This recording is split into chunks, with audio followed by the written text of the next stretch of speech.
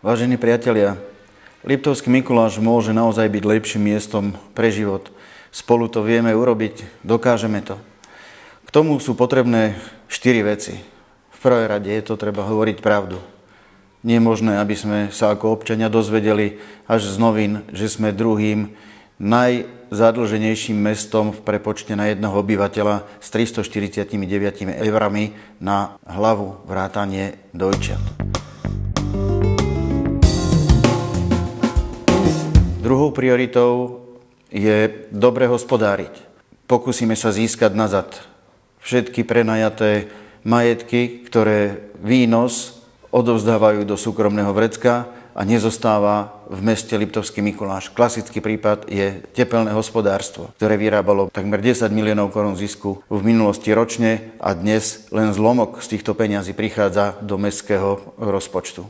Dobre hospodáriť znamená neprenajať verejnoprospešné služby za drahý nájom a potom sa trápiť s tým, že kto odprace sneh alebo kto pozametá v našom meste. Budeme vykonávať všetky súťaže transparentne, jasne, formou verejného obstarávania. Všetky faktúry nad 500 eur a všetky zmluvy pred podpisom budú zverejnené na webovej stránke mesta. Treťou prioritou je otvorenosť.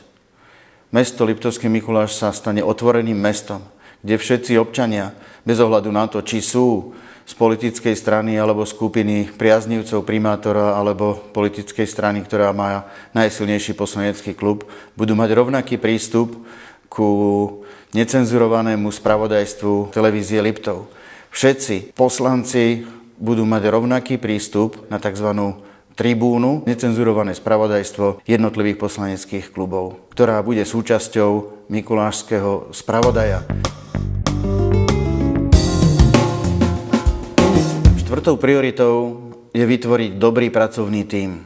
Ja chcem, aby všetci tí, ktorí sú schopní, vedia a chcú pomôcť našemu mestu, aby sa dostalo z hlbokej ekonomickej depresie, aby sme spolupracovali, aby mali dvere ku nám otvorené a s chuťou sa zapojili do práce, ktorá môže vytiahnuť mesto z tej priepasti, v ktorej sa momentálne nachádza.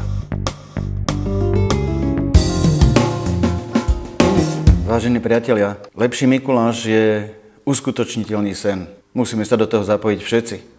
Potrebujeme k tomu hovoriť pravdu, dobre hospodáriť, byť otvorený a mať dobrý pracovný tím.